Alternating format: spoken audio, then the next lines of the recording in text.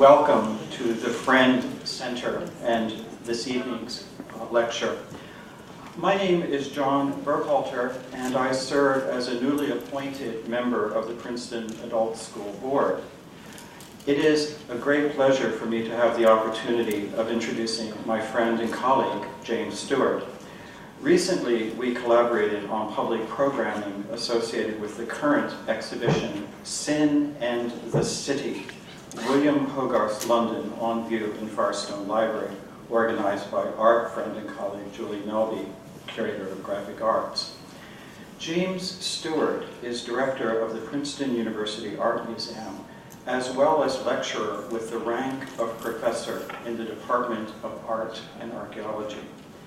Since coming to Princeton in April 2009, Dr. Stewart has launched a number of initiatives to position the museum at the heart of the university experience for all Princeton students, including extending open hours and opening out the museum's program of temporary exhibitions and educational activities, leading to an astounding 44% growth in attendance in his first year. The elegant and informative Princeton University Art Museum magazine is another of James' innovations in the museum's programming. Prior to coming to Princeton, he served from 1998 to 2009 as director of the University of Michigan Museum of Art, where he oversaw the planning, construction, and fundraising for a major new building, recently recognized as one of the year's 10 best new buildings by the American Institute of Architects. From 1992 to 1998, James served as curator of collections and member of the faculty at the University of California, Berkeley.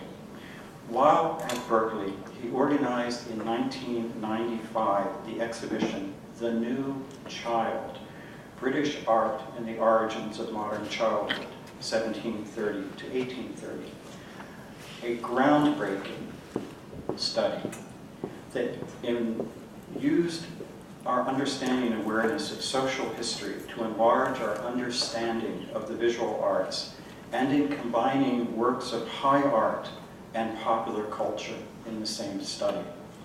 He holds his Bachelor of Arts degree from the University of Virginia and his doctorate in philosophy in the history of art from the University of Oxford. Please, ladies and gentlemen, join me in welcoming James Stewart, who will address the topic, the museum and democracy.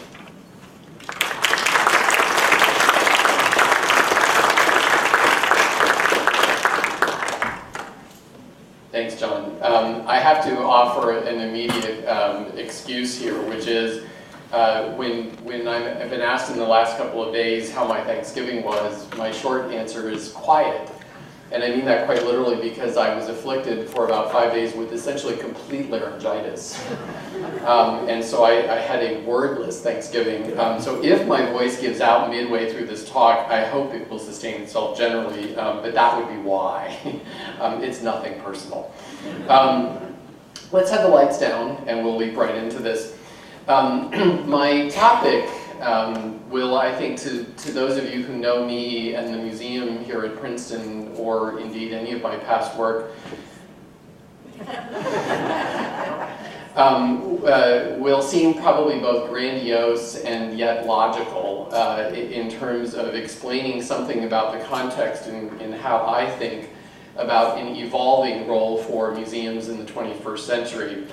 And that is in part in response to what I see as an ever-increasing need for institutions that help to create strength, to strengthen the civic fabric. For me, one of the critical questions really is how does the museum occupy a key part of the public turf and in educating our population, young and old, in the characteristics of good citizenship. So this is a very ambitious understanding of what a museum might be. It derives in part from years of thinking about a whole range of social phenomena. And I love this one. Some of you will know this is not my contribution to knowledge. My intellectual curiosities may be wide, but they're not quite this wide. Robert Putnam wrote a book called Bowling Alone, in which he uses the rise and fall of league bowling in the United States as essentially a metaphor for talking about the fact that we have become a decreasingly participatory society. We are no longer the society of joiners that we were as recently as the 1950s and 60s. This slide and his general argument should not be taken to suggest that indeed the participation in bowling declined, or indeed the participation in social activity declined. What did decline very demonstrably is the participation in league bowling, structured activity, frankly, of a kind that the adult school represents. So this is a phenomenon that he understands across a whole range of social activity. And what's interesting is that if you look at these graphs, the drop-off is often starkly similar across a whole range of these social phenomena, whether, as I've already suggested, league bowling, or here, PTA membership. We could chart in a very similar way changing patterns of entertaining, of joining museum membership programs, and so forth. So what this says to Putnam, and which I generally accept as an argument, even if we can find flaw with some of the specifics, is that the sense of social capital has been in serious decline for some 20 years. The idea that we are no longer the nation of joiners that we once were, that there's therefore an increasing social isolation and a lack of those phenomena that help to create, build, and cement a broader sense of community. We could invoke any number of popular writing exercises here, including Hillary Clinton's, it takes a village argument. Indeed, I generally subscribe to that, and the way I'm going to position my remarks is to suggest ways in which perhaps the museum can be part of that village and help to restore a sense of the center, of those things that bind us together as a society. So the question of what the museum can do is essentially what I'm going to look at, and I need to do this by creating both a set of suggestions about things that we can do, indeed some cultural institutions have long been doing, but to do that within the framework of a very loose, short history of the museum as a construct, as a cultural institution. That history is not, in fact, anything like as long as many might simplistically believe. Collections have, of course, existed for many centuries. They were largely princely, private, exclusive, restricted in terms of access. The rise of the first true public museums can be dated only to the latter years of the 18th century as part of the Enlightenment mania to essentially order and present information. Although it's not the first public museum, in fact, it's generally thought that the first public museum was in fact created at my graduate alma mater at the University of Oxford. The Ashmolean dates to the 17th century, but it existed in a very particular kind of framework. The first truly more public museums are byproducts of the Enlightenment and include the creation of the British Museum in 1759. The image I'm showing you here is not from an 18th century element of that museum, but from the later King's Library that was built in the 19th century, and which has more recently been used to create a kind of introductory exhibition experience to the vastness of the British Museum's holdings, a look at the Enlightenment and indeed the role of the British Museum as a byproduct of that. Another key moment in the early history of museums as public enterprises was the opening out of the Louvre, the former royal collection of the royal family of France, as a result of the French Revolution. Remarkably, the fact that it opened a mere 4 years after the storming of the Bastille to become a public destination in which indeed members of all French social classes came to essentially gawk at not only the collections of the former royal family, but indeed their home, their official residence in the capital city. These were therefore collections that had been built with largely private and dynastic and let's call them imperial purposes, other than the idea of having them be a destination for a true public audience. But this opening out obviously transformed the character and understanding of those collections and their context in a rather dramatic way.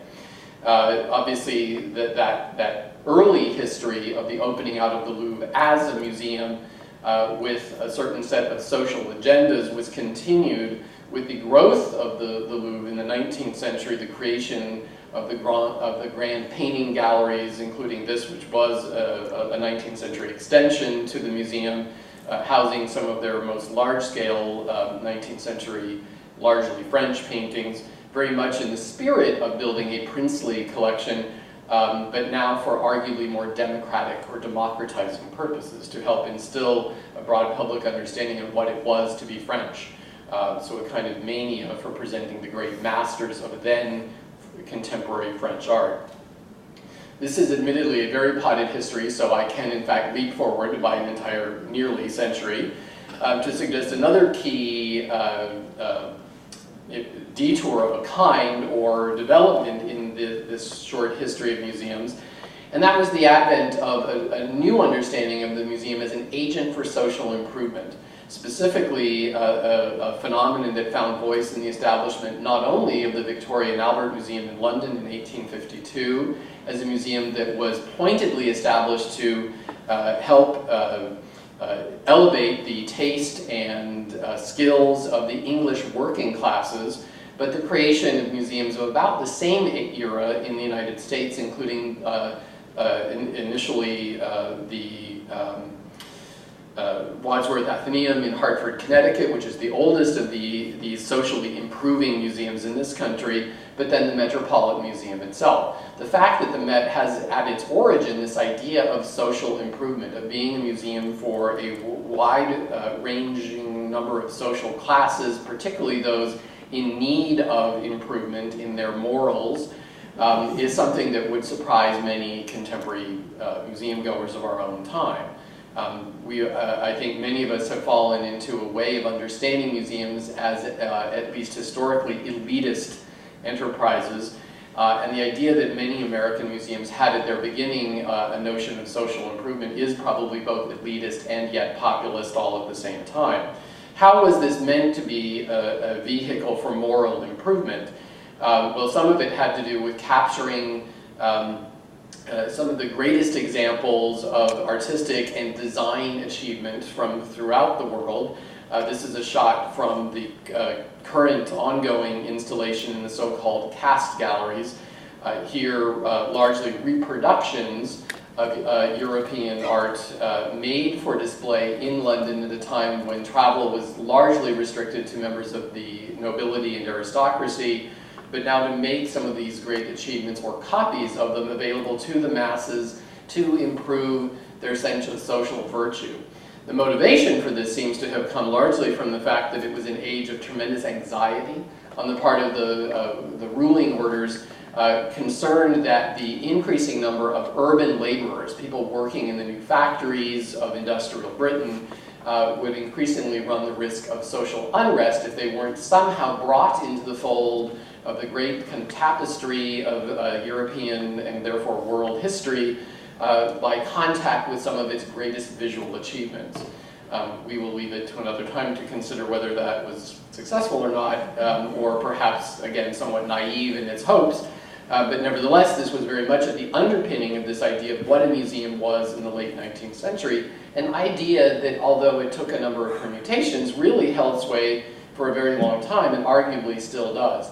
To me, the contrast or the development between these princely royal collections, now this new idea in the mid-19th century of the museum as an agent for social improvement, has very interesting resonances with how many of us think about museums now in the 21st century. When museums have become more dedicated to thinking about public engagement, I in fact think the distance between these mid-19th century ideas and our own is actually not that great. So I'm leaping a whole other century forward to suggest another key moment in the evolution of this history of the museum as a construct, as a type of public institution. And this is a moment when we begin to see the idea of the museum as a destination, where the vessel the physical container that houses the objects that are displayed within it comes to be almost as important, or in some cases arguably more important, than what is actually happening inside. And if there's a single institution that led the charge in this direction and a single architect who did so, it was the Guggenheim Museum in New York and its architect, Frank Lloyd Wright, who by the time of the creation of the Guggenheim was well past his peak. He was seen as passé. He had come to be seen as really old-fashioned in most respects, and yet he created a completely original and arguably for its time avant-garde building type. One of the points that I would make about this idea of the vessel as a destination is that in order to achieve this kind of public engagement with the architecture itself as a source of fascination, sometimes what is lost is functionality. I imagine most of you in the room have probably at one time or another experienced the Guggenheim in New York, and you will know that obviously one of the challenges is the fact that a spiral in which there are no flat floor surfaces are not necessarily the best ones for having contemplative experiences of looking at works of art. It's also an incredible curatorial challenge. I sometimes think, as a now lapsed curator myself, that difficult buildings actually make you a better curator because they force you to think in a very different way about the very phenomenon of how you install the objects on display. And this is something I'll come back to in a little bit. But the spiral that forces you, and you probably know that you are meant to begin the experience of the Guggenheim from the top and descend to the bottom, right? If you go the other way, you're doing it the wrong way around. It is, however, very dictatorial. It is a constructed experience in which you are told very clearly what to do. There is a path. It would, in fact, be generally difficult to deviate from it. I mean, less so now that they've added on. But that nevertheless, the spiral and the extremely linear experience that it creates in a vessel that was remarked on as probably the greatest, or one of the greatest achievements in American architecture in the whole of the 20th century, had a phenomenal impact on an entire generation of museum building, and it created or threw down the kind of gauntlet to already established museums to rethink the nature of what the museum experience was. And this is something that we've seen the fruit of in a very vivid way over the past now 25 years.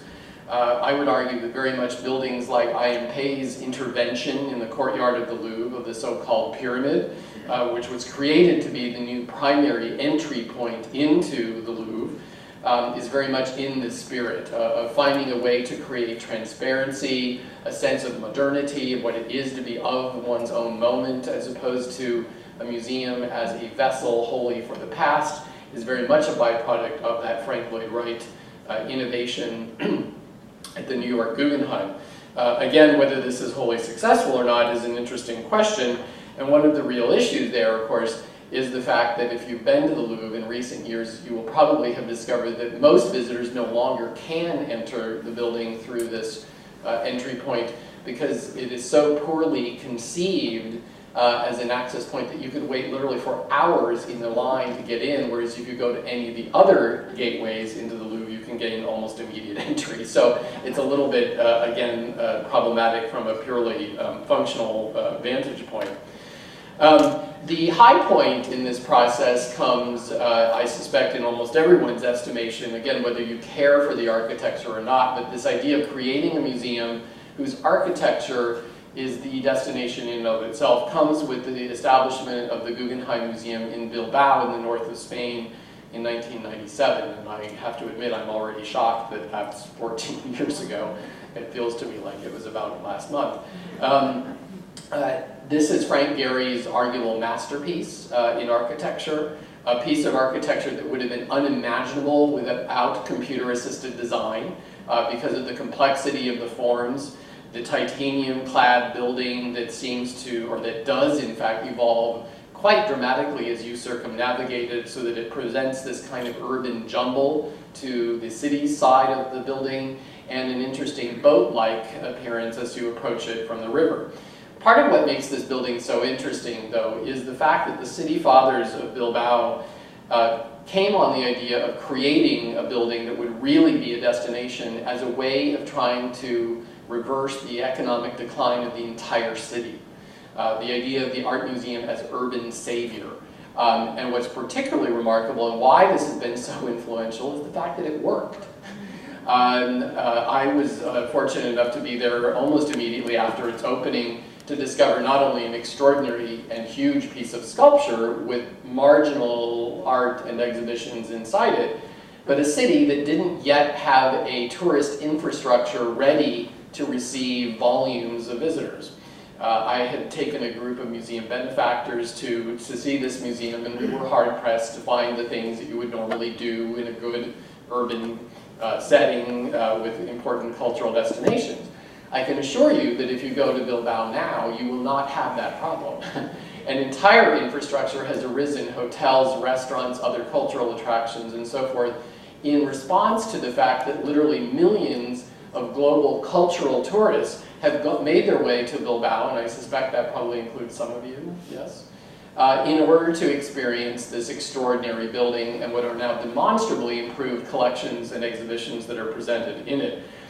This is my favorite image of the Guggenheim Museum because I love the juxtaposition between that rather extraordinary, sinuous, and yet industrial architecture and Jeff Koons's puppy. This is his monumental sculpture that is planted with live plant materials so that it blooms through the growing season and has to be replanted each year, or in some cases each season, in order to remain alive. I'm not a big Koons fan, I will admit, preferably not if this is going out on the internet, but I do think this is actually Koons at his most playful and arresting. The building in Bilbao, Spain was so successful at achieving its goals of community transformation, of creating a sense of Bilbao as a very attractive, compelling cultural destination, that it gave rise to a new piece of language in the art trade called the Bilbao effect. And that was a sense of the old Field of Dreams idea, if you build it, they will come. It happened in Bilbao. They built it. They built it with no money from the Guggenheim. You may not know that. This was entirely paid for by the city fathers in Bilbao, who simply, in a sense, rented the name of the Guggenheim enterprise. But it was so successful that cities all over the world have sought to replicate the success of this, to find ways to use a great cultural institution as a catalyst for economic change, even to the degree of wholesale reinvention of a community setting. This is not an effect that I think is, however, endlessly replicable. We have seen increasingly that in many instances where this has been attempted, again, largely through the creation of dramatic architecture, it has not succeeded. And without going into the specifics of my own views about the success or failure of the architecture, I'm giving you one example here that's of a particularly arresting archaeological typology, and that's the Milwaukee Art Museum, which has been characterized as the clearest representation of the art museum as the Gothic cathedral of the modern age. A piece of architecture that embodies within it our culture's highest aspirations, our greatest sense of what might be possible, our way of best embodying what it is that our culture is capable of achieving, just as the cathedral became a kind of core locus of community life. The argument goes, and this was an argument initially, I believe, advanced by Paul Goldberger, the architecture critic and dean of the New School, this idea of the museum as the Gothic cathedral of our time found a particularly vivid physical embodiment in the Milwaukee Art Museum, where you can see on the lower right an image of the outside of this new so-called Calatrava pavilion that has these gull-like wings that literally rise and fall in response to changing outdoor light conditions.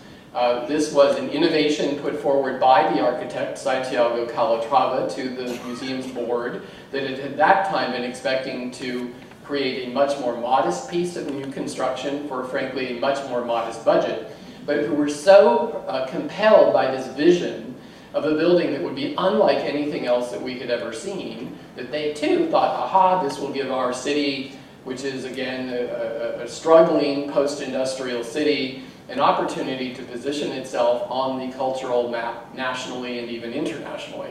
And while the building was named by some to these again, top 10 lists of the buildings of the year, or indeed of the decade, the cost of achieving this with these extraordinary gull-like wings that are actually called a brise soleil, a sunbreak, was such that it nearly bankrupted the museum.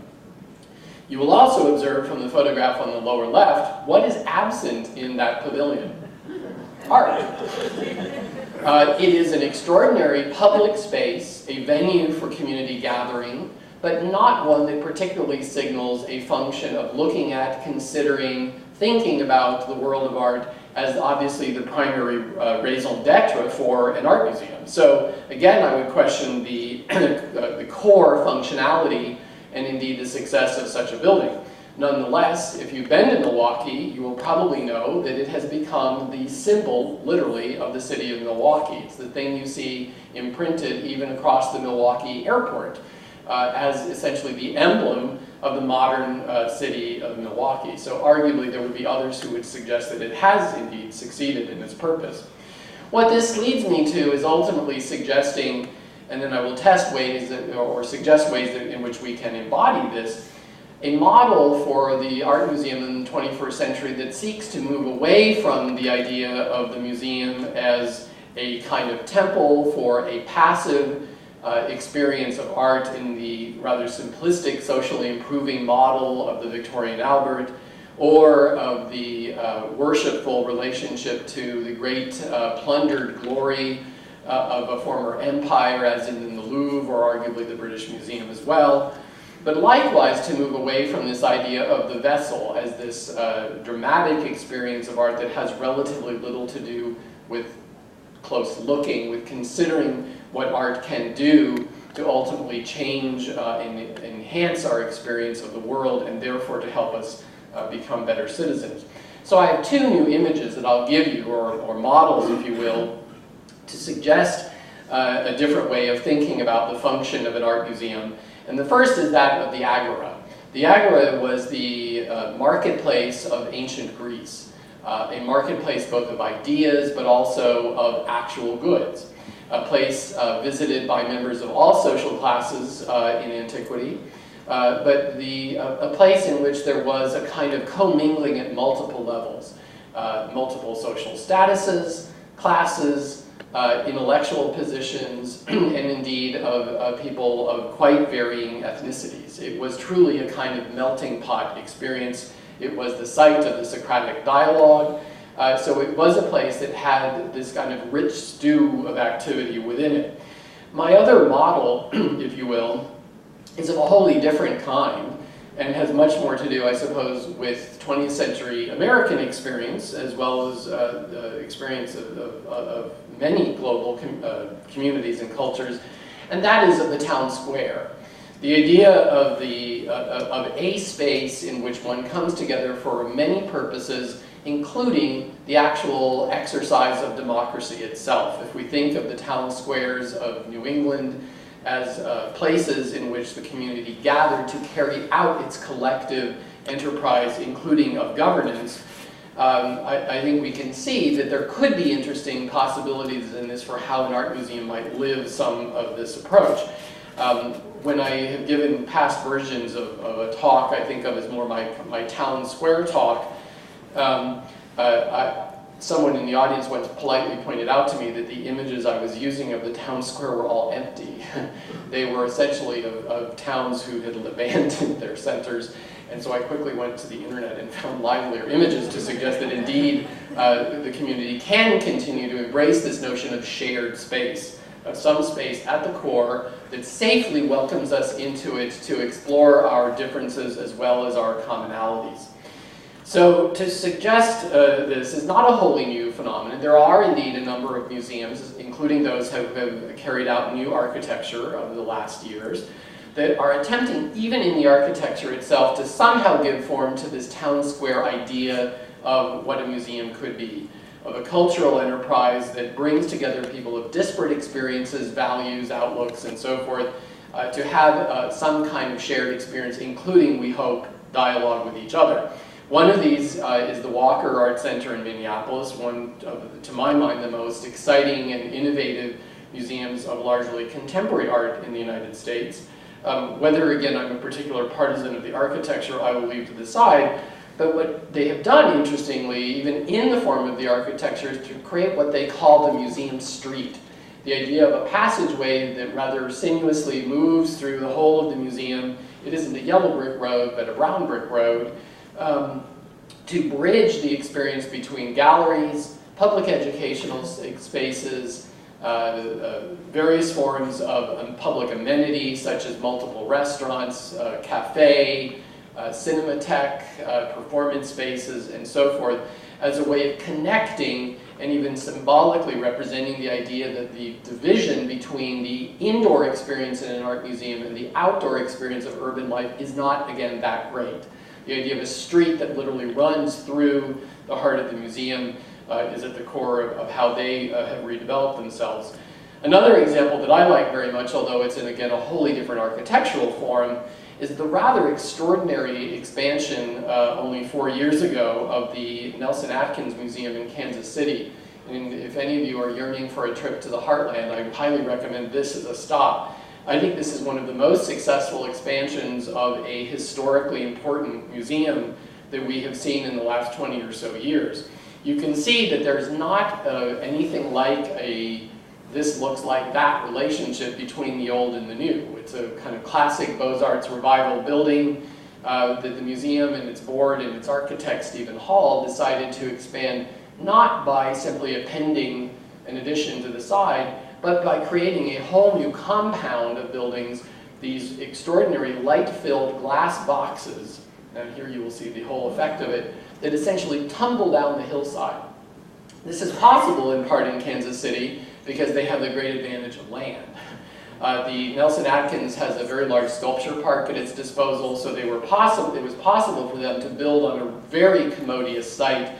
But what is extraordinary about this is the way it creates not an empty dialogue, but I think a very rich dialogue between old and new to create a sense of the museum as now one that is seeking to open itself out to be a beacon to visitors, to the community. You will guess from these images that it is at its best, arguably, at night, in the evening, when you can see the effect of this. Unfortunately, on a gray day, it can look to be a rather leaden piece of architecture, but it has some very arresting characteristics that I think embody some of the virtues that I'm describing.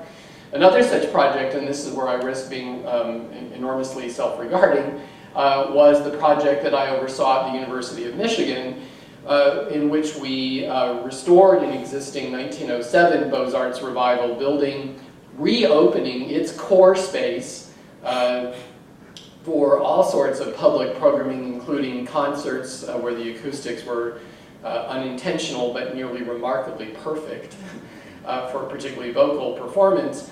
But appending to this a piece of modern architecture, and I didn't bring in images of the exterior of the architecture, but of creating a kind of parallel space in which the idea of community would be embodied, of an organizing hub to the building off which radiate spokes of galleries, public spaces, auditorium, restaurant, and the like, to essentially always funnel the visitor back into this core where one could have a sense of being in a public experience, of the shared experience of culture as something that is somehow still worthwhile, and indeed that needs to be supported through architecture and through any number of other means.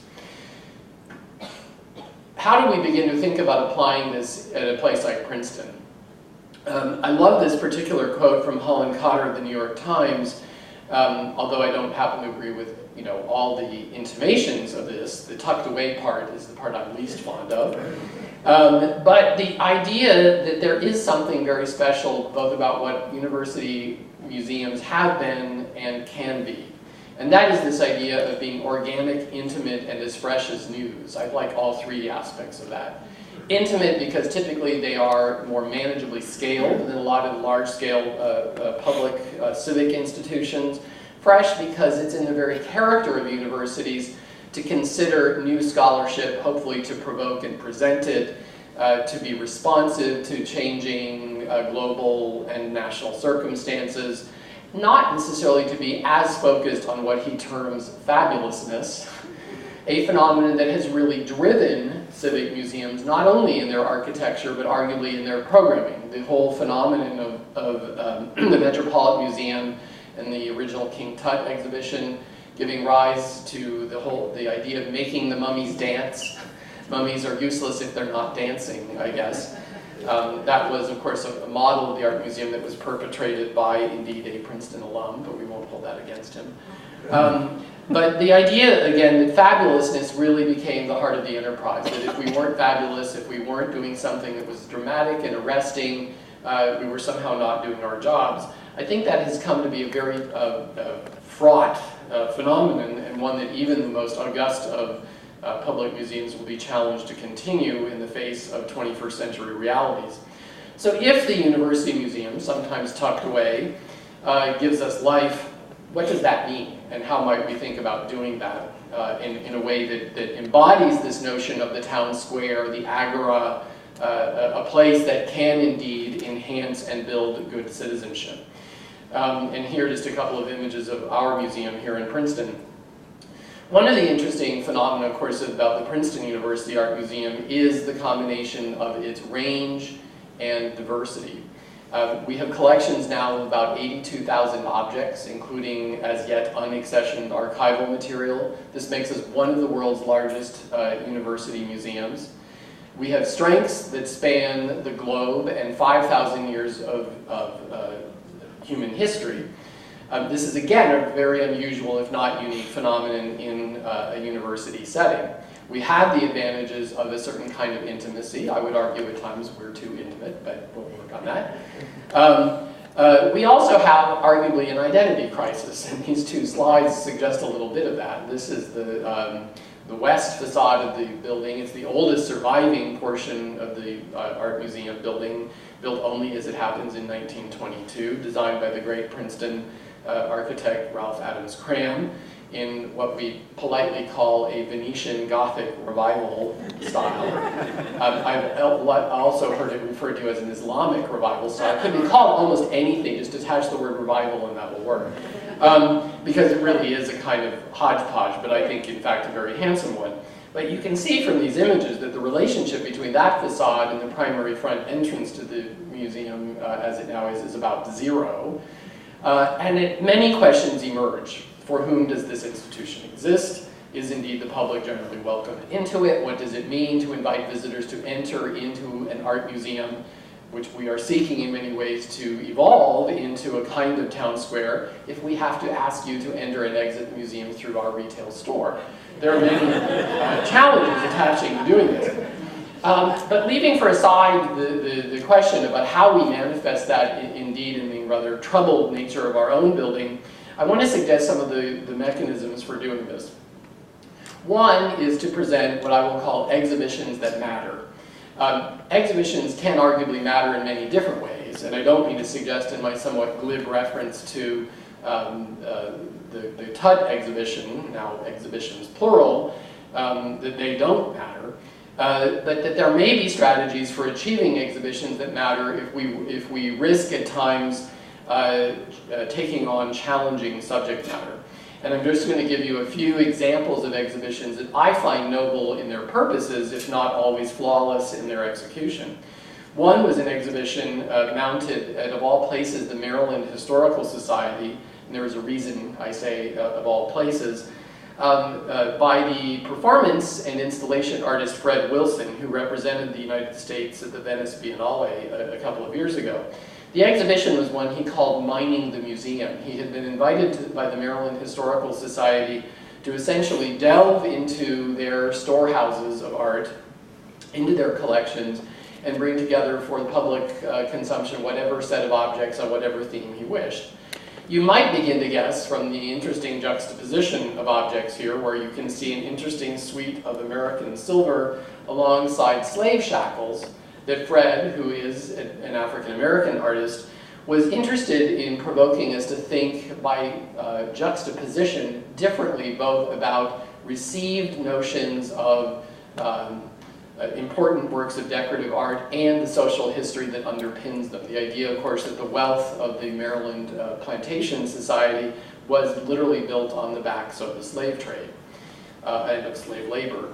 It, I think, was remarkably courageous of a modestly scaled institution in a arguably conservative context like the Maryland Historical Society to take on this kind of project, but it has proven to be enormously influential in a whole series of, let's call them, interventions mounted especially often by artists invited to explore the history of museums and of their holdings, to suggest different ways in which we might think about the objects within our collections and how they came to pass, either in terms of how they came to be fabricated, how they came to be found in art museums, or any number of other phenomena.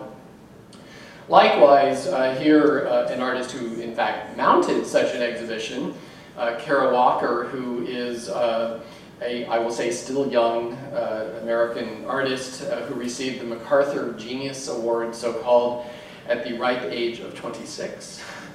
A phenomenon inviting jealousy in the whole of the academic community.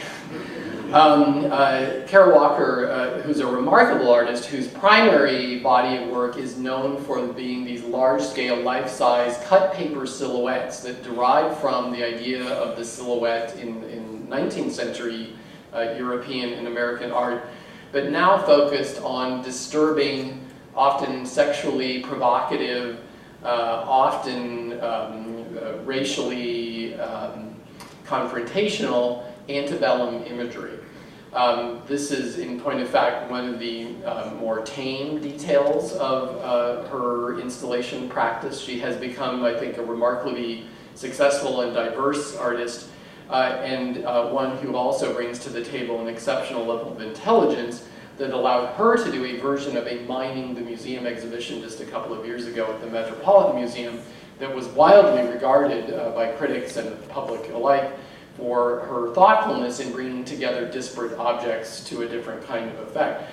But here I'm invoking her only to suggest ways in which artists and indeed curators can engage with American history, global histories, to interesting contemporary effects that help to make us aware of the continuing social and other challenges that we face. Another such artist, and probably the most notorious to have engaged in work of this kind, albeit to an effect that was less about understanding race than it was about gender, sexual preference, and sexual activity, was Robert Mapplethorpe. In his exhibition that toured in the United States in the late 1980s, early 1990s, this became an absolute cause célèbre, leading to people like Jesse Helms seeking to revoke National Endowment for the Arts funding for all art museums on the argument that NEA, therefore public support, was being used to promote obscenity. This exhibition was so controversial at the Cincinnati Art Center that its executive director at the time was arrested and in fact prosecuted for criminal indecency. He was ultimately acquitted, but it raised all sorts of interesting questions about the very nature of what it is possible to do in an art museum setting. What was especially interesting for me personally was when I landed in Berkeley, I inherited this exhibition having been selected by a previous administration. But unlike the experience in Cincinnati, our problem was that people thought it wasn't provocative enough. This says a lot about life in Berkeley, or otherwise known often as Berserkly. But we literally had audiences lined up around the block, in part eager to understand what it was that had been so confrontational and disturbing when it was previously shown elsewhere. Bringing this closer to home in a project that hopefully some of you will have seen, it has now closed, so I can't send you over to the art museum to explore it, but an exhibition that we mounted this summer and fall called The Life and Death of Buildings. This was our kind of flagship participation in thinking about ways to commemorate and try to understand the meanings of 9/11 10 years on. Excuse me. This exhibition was inspired by the donation of a suite of photographs by the American photographer Danny Lyon called The Destruction of Lower Manhattan. That would initially probably suggest to you that somehow this was an artist who was directly commenting on, or indeed even documenting, the destruction of the World Trade Center. And in point of fact, and the title or the label I put on the slide here would suggest otherwise. Because in fact, this body of work called The Destruction of Lower Manhattan was made in the late 60s and early 70s in order to document the destruction of Lower Manhattan in order to make way for the World Trade Center. And it was a project that sought to bring attention to the relationship between photography, architecture, and the passing of time. So to give you just a few images from that exhibition, I love this body of work by the American artist Gordon Matta Clark called Splitting, in which he, in point of fact, was allowed to have access to houses that were in the process of demolition, where literally in some cases he went to the site with a hacksaw and cut houses into bits. What's particularly arresting about this is that we were able to include an element of this project, this intervention on the part of Gordon Matta Clark in the exhibition in the form of the four corners of the house, which when they were displayed in a gallery context, and I hope if I toggle back and forth you can see both where they come from, but also what happens. You know, this was actually a residence that had been demolished, a home that had presumably been the residence of more than one generation of American family. I wasn't, I have to say, wholly persuaded that the argument for including this in the exhibition until I actually saw it in place. And what's so arresting when you see it is that what you notice is what's absent. The sense, again, that these corners are the irrelevant survivals of the house, that what's gone is the rooms in which life was lived, and in which people might have constructed memory and had indeed deep and probably conflicting familial experiences. To me, this was something that provoked some of those deeper meanings in the exhibition that had allowed me to suggest that this would fulfill my hope for mounting exhibitions that matter. Exhibitions that provoke us to think about the nature of our relationship to visual images, about the way in which visual experience enhances our lives, and so forth. This, to my mind, is again one of what was among the more arresting images from the exhibition, made by a Princeton-trained photographer who has now become extraordinarily successful. As the caption suggests, a photograph of the Model T headquarters, actually a photograph of Henry Ford's office in the Model T headquarters. And what I would, of course, invite you to note in this is, again, what's missing, or what does this tell us? It tells us a lot, obviously, about the decline of American industrial success. The fact that Henry Ford's office has now been essentially abandoned. This is the old Highland Park plant in suburban Detroit. What you're looking at is not, in fact, moss on the floor, although many people think it is, or it looks like it, and indeed I think it does look like it. It's the decayed carpet on the floor of his office. This, in large scale, is, I think, a rather extraordinary, pardon me, evocation of this idea about what happens to spaces with the passing of time, or what happens very often. And then, of course, an image, this is not exactly the Thomas Roof image that we had in the exhibition, but the inevitable image of the destruction of 9/11. In this case, an image created in not through direct experience, but from a screen capture from a computer screen, which the artist then blew up to enormous scale, so the resulting image is extremely pixelated. The argument, I think, here being that most of us, in point of fact, experienced the tragedy of 9/11 through the media, not through our own direct experience of the site and of the event itself, but rather through the lens, the filtration of the media.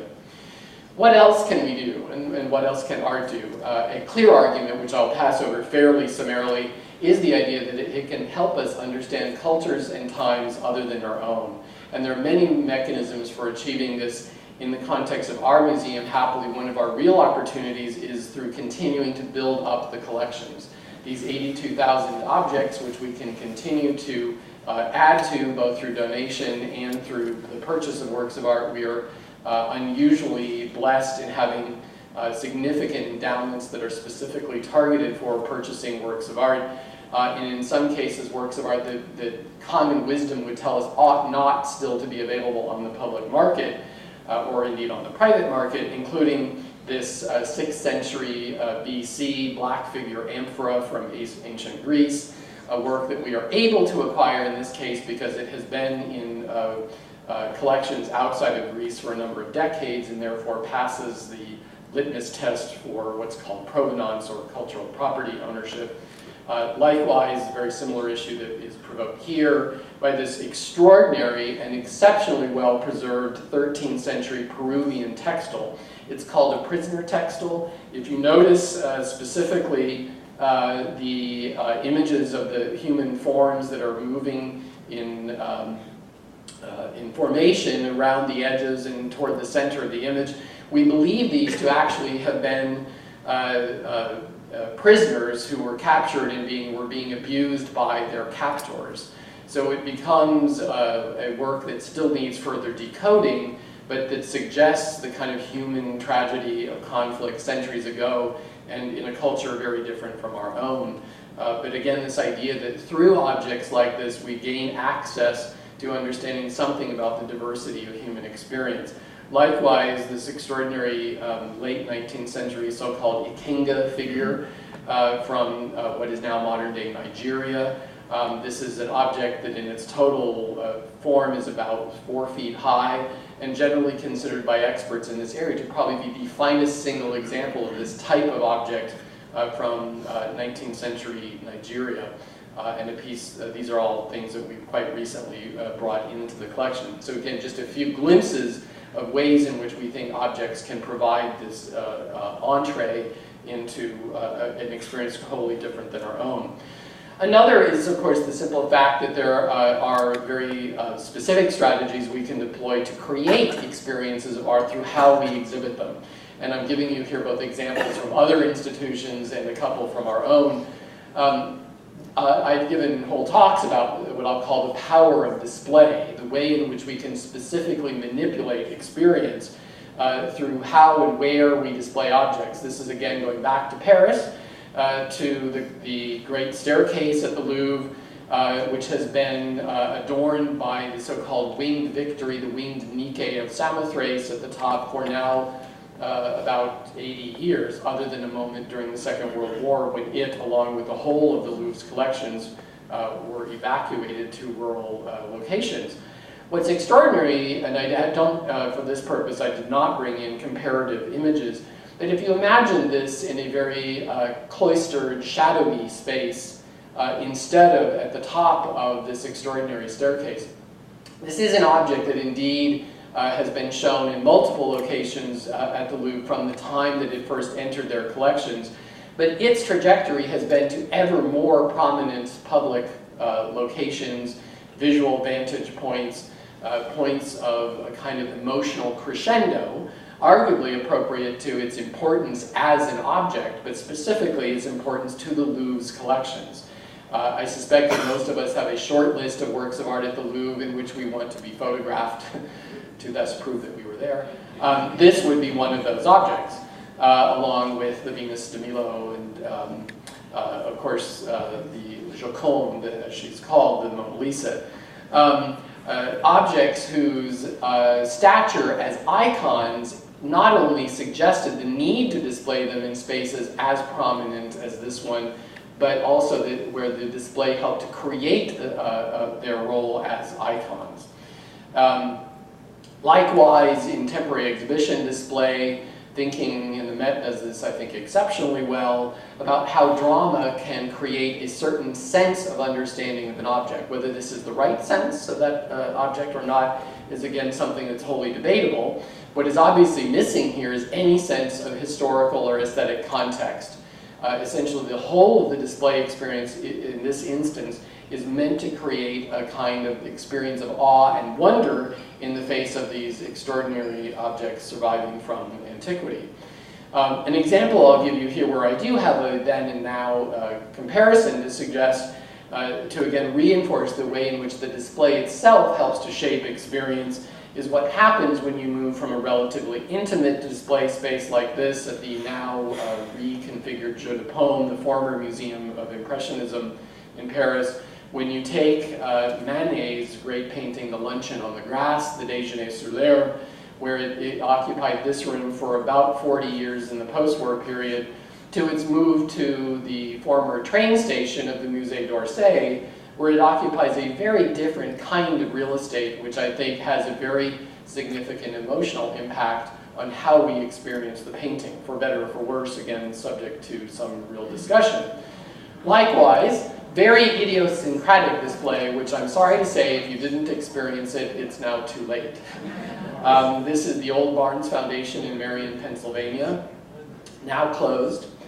Because of the fact that it is being prepared, the collections are being prepared for removal to Center City, Philadelphia, where they will occupy a new purpose-built building on the Parkway as part of the kind of museum, enclave, community, whatever we want to call it, but where the peculiarities of Barnes's own intellectual approach, this kind of interesting juxtaposition of 19th century iron door hinges and extraordinary works of Impressionism and Post-Impressionism, including arguably the most important collection of Renoir and Cézanne outside of France, a display that was stipulated by Barnes and his curator and largely, if not wholly unchanged to the present time.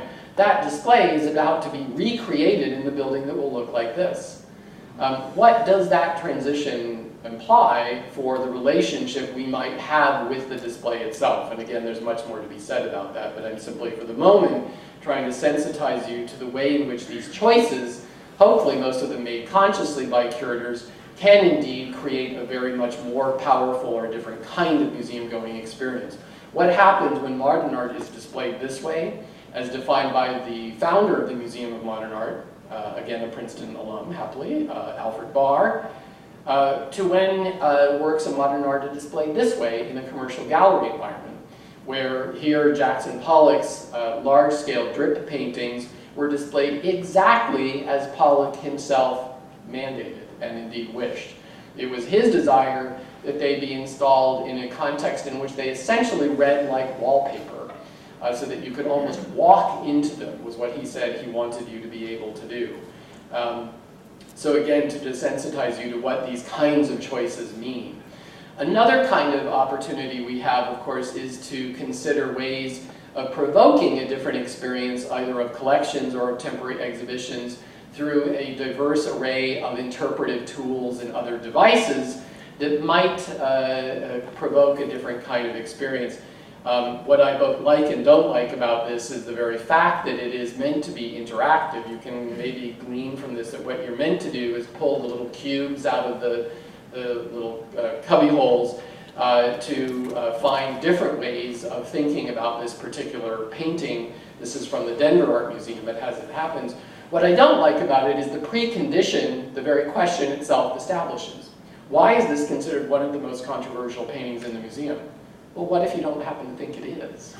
They're really telling you this is one of the most controversial paintings, and then they're inviting you to consider varying ways in which that is, according to them, true.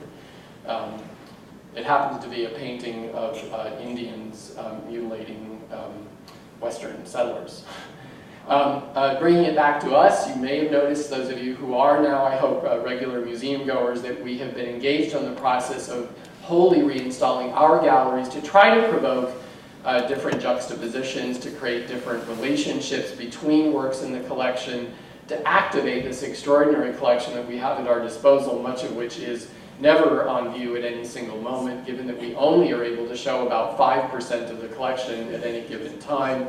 But you will see that we've been moving in directions of attempting to create broader juxtapositions, bringing together objects from mixed media in the same galleries, in some cases bringing together objects of extremely disparate origin, bringing together a work of antiquity with a work from the Italian Renaissance, with a work of 19th century art in order to suggest certain possibilities implicit in those objects. So just skipping through these. So another such strategy is this idea of taking art out into the world, places where life is actually experienced. I brought together a couple of examples that happen to be personal favorites of mine, including Andy Goldsworthy's so-called running wall. This is at the Storm King Art Center on the Hudson River. Andy Goldsworthy is a contemporary Scottish artist who often works with natural materials, but does so in a way that is intended to provoke us to think about everything from the materiality to the original forms that he's riffing on here, the dry stone wall that is such a commonplace not only of New England but of the British Isles. What of course he does here is to make it wholly nonsensical. The wall is built to move around trees, to literally run down into a pond and out the other side. But it somehow becomes, even in doing that, an object of, I think, exceptional beauty on its own terms, but one that challenges us to think about nature of outdoor space. Likewise, brought into an interior setting, the Icelandic artist Ólafur Eliasson made this rather extraordinary installation in the so-called Turbine Hall at the Tate Modern in London. A museum that occupies the site of a former power plant, where they have often been challenged to figure out how to use this vast space of theirs. What he did here was to create an actual experience of the rising and setting sun in an interior location. What I loved about this piece was the fact that it found an incredibly avid audience. People would literally go lie on the floor of the Turbine Hall for minutes or even hours and experience this amazing orb rising and falling at the end wall of the gallery. And so I love this image, particularly on the left, where you can see the bodies lying on the ground. The fact that this was done in London in the winter is probably not incidental to its success. So again, what are we doing to apply some of this thinking here about taking the museum outside? Obviously, the Princeton University campus has had for many years a very important collection of public sculpture. Until fairly recently, about 2 years ago, the front lawn of the museum was occupied by this suite of so-called big figures by the Polish artist Magdalena Abakanowicz.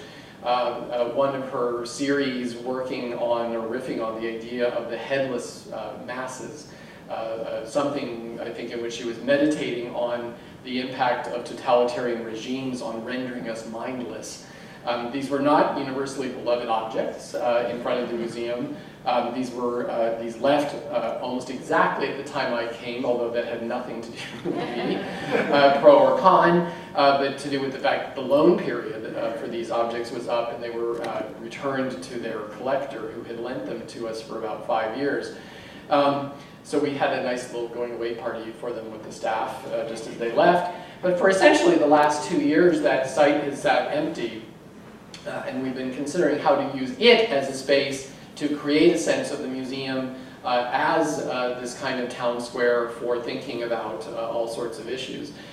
For a short time, about a year ago, the site was occupied by a large billboard, an artist-made billboard that was specifically constructed to have a video made by the artist projected on it by an American artist named Doug Aitken. The piece was called Migration.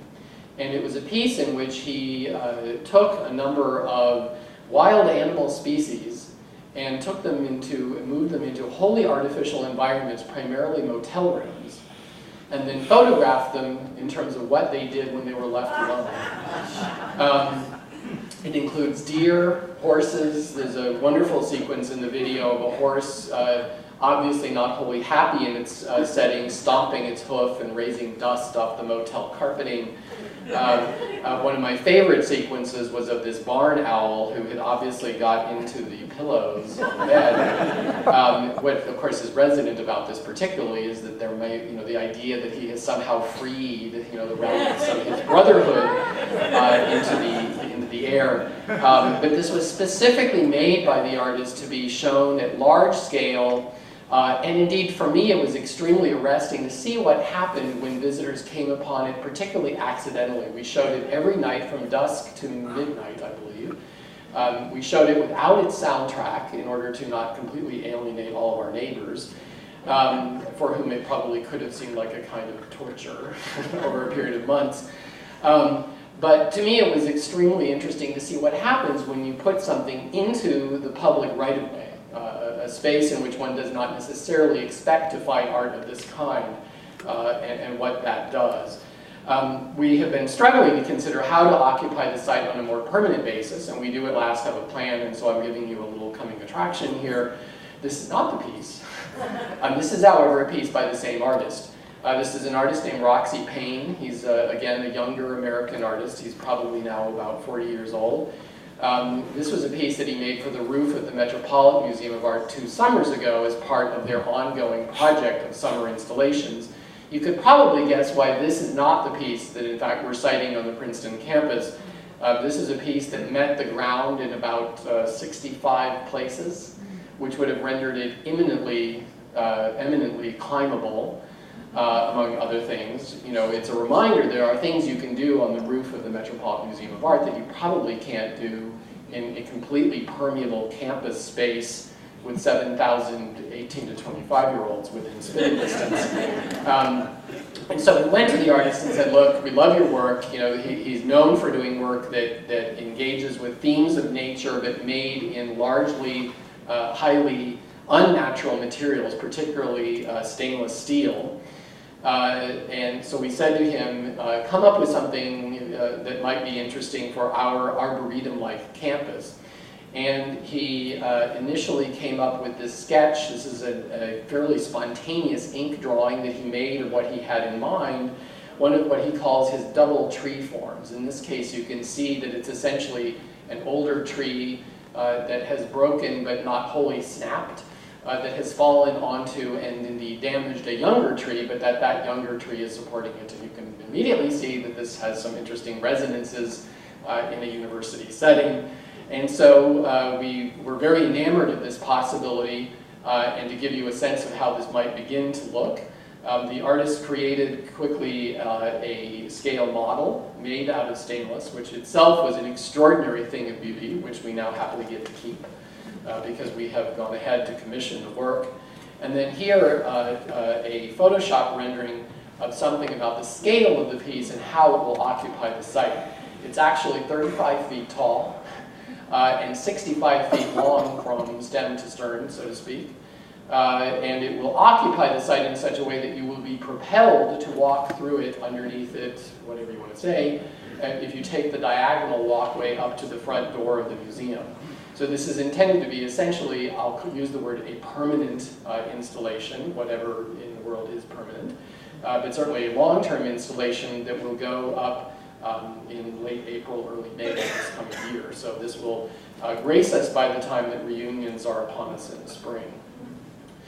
My last point here is about what happens when you begin to find success in using these strategies to create a sense of the museum as a meeting space, a social space in which something can happen, or things can happen of varied characters, by bringing together, by creating a safe space and bringing together visitors of disparate experiences, ages, and the like. As you heard in the introduction, we've now for about 2 years been mounting what we call Late Thursdays, programs we do almost every Thursday night, meant to provoke different kinds of experiences and to reinforce the museum as not only, but still, a contemplative space, but also as a social space, a space in which different kinds of interaction can take place. These last couple of images were taken at the inaugural Late Thursdays event for the year in September, something we call the Nassau Street Sampler, a kind of Taste of Princeton event that we now have hosted annually for 3 years, on the first day of class for Princeton students, but an event that really is intended to be a kind of gathering moment for the community as well as the university community. You can only imagine, you know, the pleasure it brings a museum director to see an audience of this kind to turn up for an event. One of the hooks to the event, not surprisingly, calling it the Nassau Street Sampler, is the fact that we have each year convinced about 20 Princeton restaurants to donate food for the occasion, so that it really does become a kind of Taste of Princeton event. What I will say about that is, if it takes free food to bring students, and in particular young people, through the door, I am shameless about the necessity of doing that. What ultimately comes to matter very much to me is the quality of experience we give them once they have made their way to us. That the food does not become the event unto itself, the destination, but is therefore not my version of the architecture of Bilbao, but is the hook that brings someone in the door. If we don't bring them in the door, obviously we can't seek to engage them and give them what could ultimately become an experience that is both ennobling, life-expanding, and ultimately something that helps to create stronger citizenship.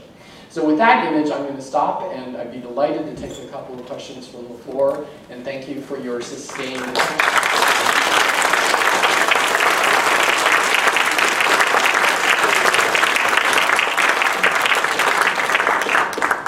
Any questions about anything I've said or not said?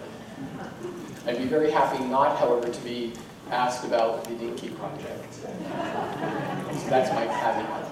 Yes? You talked at the beginning of your presentation about the history of museums from a fairly Eurocentric standpoint. Think about China, some other civilizations. Was there a history of museums? No. Equivalent of museums anywhere other than Europe? Arguably, the museum historically really is a European construct. Collections, no. There are indeed examples of collections from not all of, but most of the major world cultures. But the idea of the museum as a cultural institution very much does seem to be a byproduct of the European Enlightenment. Obviously, now museums are a wholly global phenomenon, and one of the countries doing the most avid museum building, you could guess, is now China. Before that, it was probably Japan, where there was an extraordinary boom in the 80s and 90s, a boom that has now wholly subsided, but it really does seem to be a European construct.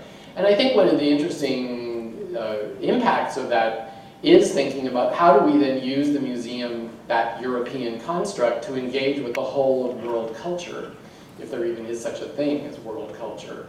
One of the real dilemmas in our current museum building is, to my mind, the fact that there's an extremely unfortunate split in how we display the art of the Western world and of everybody else. I actually overheard, unfortunately, one of our wonderful and very well-meaning volunteers sitting at our information desk one day informing an arriving visitor, something about how they would experience the museum as a set of spaces, and said, well, on this floor you're going to find Europe and the United States, and downstairs you will find the others. And so we had to find a way of kind of quietly intervening to say, that may be true, but perhaps it should be positioned in a somewhat different way. It is an unfortunate byproduct of the architecture of the building that for the moment we have little choice but to do that, because the lower level galleries are simply not scaled in such a way that allow us to show large-scale works of contemporary art, large-scale European painting, and so forth. And they do actually work relatively well for the more object-based collections we have of the arts of Asia, of Latin and South America, and so forth. But that's something I'm very conscious of. And as I say, I think it's a challenge in trying to make sure that a essentially European construct can be flexible enough to contend with cultures that would never have been of interest to those early museums. Yes? Is there any plans for expansion where you could display more of your collection? The question is, are there any plans for expansion where we can display more of the collection? The short answer is yes. For a time, there was a plan to create 2 satellite art museums in other locations, one of which would have been part of the so-called arts and transit neighborhood surrounding the Dinky station. You may be happy to know that independent of the political turmoil surrounding that project, I killed the museum satellite in part for purely pragmatic reasons, that the operating cost of ultimately running 3 separate museum buildings would have been almost unsustainable. The third one would actually have been over on the university's Forrestal campus, and that too was abandoned. In part for practical terms, it seemed to me just impossible to imagine how we would be shuttling students back and forth so that that too would have been part of their classroom experience. So what we're focused on right now, in point of fact, is a feasibility study to both understand what kinds of spaces we need and how we might achieve them at our present location. Despite the relative difficulty of providing physical access, parking, handicapped access and so forth, I'm a big advocate for the current location because of the fact that it really is symbolically right at the heart of the Princeton campus. I think we can do a much better job of helping to educate would-be visitors about how to find us, and certainly we've done a few things to try to help that. The question is largely going to be whether we can achieve the volume of space we need in that location, and do so without in any way damaging the kind of the core historic character of the Princeton campus. My guess is the answer is going to be yes, it can be done. The second part of my guess is that it's going to be extremely expensive. Something that doesn't, in fact, historically seem to scare Princeton. So we'll see how that pans out. Ask me again in 5 years. Any other questions? Oh, yes, one last, okay. Don't you think those students are going to climb that stainless steel tree that looks Well, inviting to me? So the question, don't I think students are, in point of fact, still going to climb that stainless steel tree? It is possible. I will say that we already have camera surveillance on that location, which is going to become more sophisticated. I'm also happy to say that the response time from a public safety point of view at the Art Museum is extremely fast, as you would expect in a museum that has collections of the kind we have. I actually think that more problematic for us than the issue of climbers, and you have to love the sort of thing you end up thinking about as an art museum director, is what we're going to have to do to get shoes and underwear that are likely to be thrown up into the back. When we were presenting this to the public safety team at campus, that was their key concern, is how are you going to get the underwear out of the trees? Not the sort of thing that they teach you in PhD programs at Oxford. No, we'll figure it out somehow. So thank you all very much for your attention.